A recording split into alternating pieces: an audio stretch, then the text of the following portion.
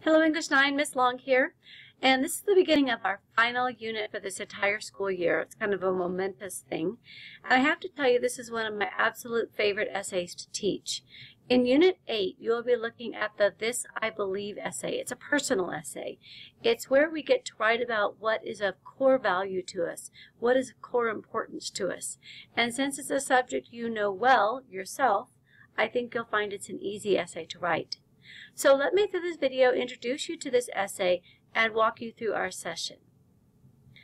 The first thing you'll want to know is that the This I Believe essays can be found on a website, thisibelieve.org, and it is listed as a public dialogue about belief.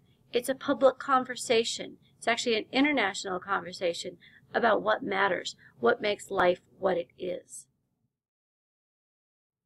So This I Believe was actually a project that began in the 1950s after the trauma of World War II and during the suspicion of the McCarthy era, the communist, big bad communist era.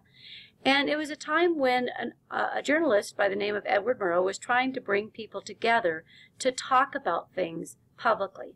Here's a clip from his introduction to that series in the 1950s. This I Believe. By that name, we bring you a new series of radio broadcasts presenting the personal philosophies of thoughtful men and women in all walks of life. In this brief time each night, a banker or a butcher, a painter or a social worker, people of all kinds who need have nothing more in common than integrity, a real honesty, will talk out loud about the rules they live by, the things they have found to be the basic values in their lives. We hardly need to be reminded that we are living in an age of confusion. A lot of us have traded in our beliefs for bitterness and cynicism, or for a heavy package of despair, or even a quivering portion of hysteria.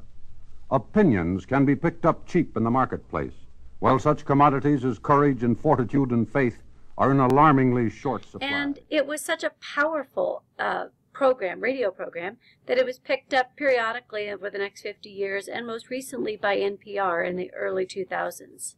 Here's their introduction. This I Believe, an NPR series presenting the personal philosophies of remarkable men and women from all walks of life. From NPR News, this is Weekend Edition. I'm Leanne Hansen.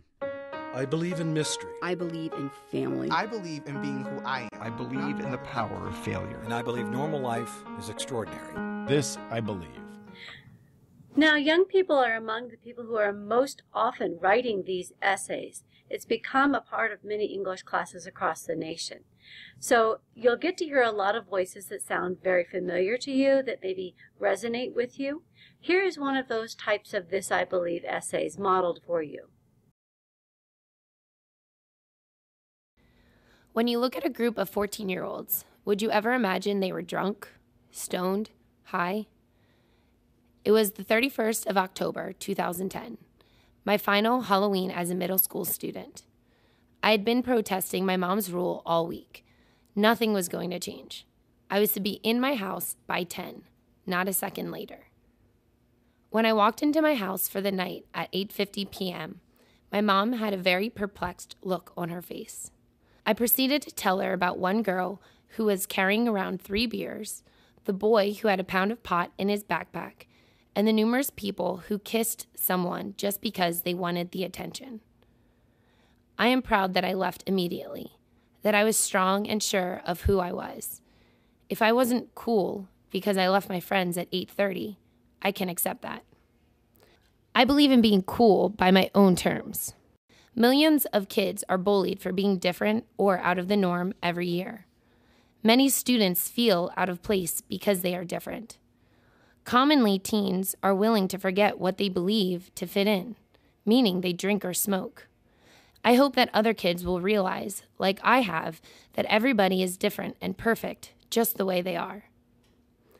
I'm not going to put myself in danger to make choices that contradict my values just because my friends do. I want to be a doctor, and to do that, I can't be out getting drunk. I need to be at home, studying, and going to bed at a reasonable hour. I want to play professional basketball or lacrosse. I need to treat my body like a kingdom. I've realized that if I put healthy things into my body, I will play with energy and focus. I want my photos to be in National Geographic. I need to practice and learn. I need to become an artist through my lens. I want to spend 10,000 hours doing community service before I am 21. I cannot help someone else if I am unable to help myself. I could not be happier with the decision I made on the night of Halloween. I am willing to swim against the tide if it means I get to reach every one of my dreams, and if that makes me a prude or a loser, so be it. I never have been a kid in the norm. Why would I start now? Just because of a little pressure? I was born ready for pressure.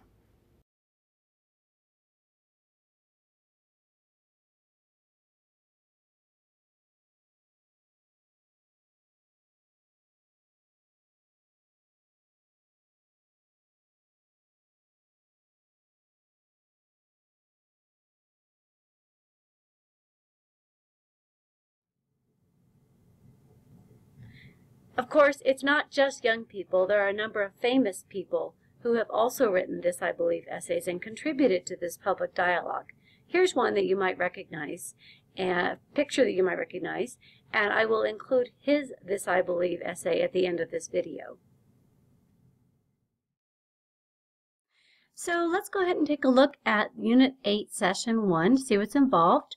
We'll begin with an optional work ethic assignment. That's the one that you've seen before. If you've been doing a great job with it, continue. And then we'll go from there into the weekly journal. And in this journal, I'd like for you to take a look at your own beliefs and your own values and how those might be different. I've got this iceberg picture here to remind us that the things that we do on the surface, the things that the character does and says and acts, are really only the surface level stuff. Below the surface, we each have convictions and beliefs and values and identity. And that's really the core that you're going to be getting at in this session. From there, you will take a look at our genre by finding 4 different examples of, or looking at 4 different examples of This I Believe essays, and you'll look at some of the common characteristics on this genre exploration. So you'll click onto the next page here, and you'll find each of those linked here. You can read or listen or watch, whichever the case is for these. And you'll submit this, the generalizations that you've learned from watching and reading this genre into that assignment. Then the next thing you'll do, and the last thing in this session, is a best guess gathering session where you're going to find another example of a This I Believe essay. And you'll link right here to this TIB This I Believe site, and you'll go here. And basically at this, once you get here, you'll want to browse a little bit by age so that you can find things that are very, very familiar to you. So if you just click on this under 18, then you'll find some different essays that were written by people who are approximately your age. And you'll find one of these that you'll want to share with other students on our discussion board. And that will wrap up our session. Now, as you end this video, I will give you the full excerpt from the full essay from Elie Wiesel, our author in Unit 5, who has himself written a This I Believe essay. And here that is. I remember May 1944. I was 15 and a half, when I was thrown into a haunted universe where the story of the human adventure seemed to swing irrevocably between horror and malediction. I remember because I was there with my father. I was still living with him there. We worked together. We returned to the camp together. We stayed in the same block. We slept in the same box. We shared bread and soup. Never were we so close to one another. We talked a lot to each other, especially in the evenings, but never of death. I believed, I hoped, that I would not survive him, not even for one day. Without saying it to him, I thought I was the last of our line. With him, our past would die. With me, our future. The moment the war ended, I believed, we all did, that anyone who survived death must bear witness. Some of us even believed that they survived in order to become witnesses.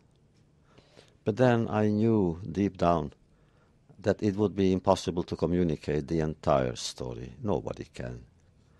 I personally decided to wait to see during 10 years if I would be capable to find the proper words, the proper pace, the proper melody, or maybe even the proper silence to describe the ineffable. For in my tradition as a Jew, I believe that whatever we receive, we must share. When we endure an experience, the experience cannot stay with me alone. It must be opened. It must become an offering. It must be deepened and given and shared. And of course, I'm afraid that memories suppressed could come back with a fury which is dangerous to all human beings, not only to those who directly were participants, but to people everywhere, to the world, for everyone. So therefore, those memories that are discarded, shamed, somehow they may come back in different ways, disguised, perhaps seeking another outlet.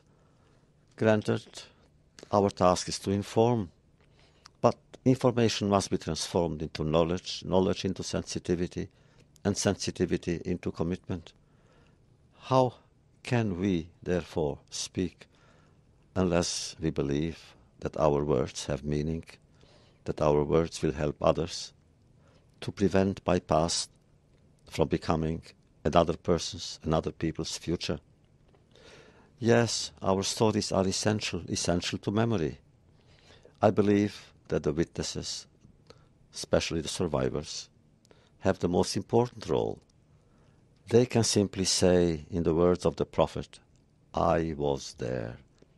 What is a witness if not someone who has a tale to tell and lives only with one haunting desire, to tell it? Without memory, there is no culture. Without memory, there would be no civilization, no society, no future.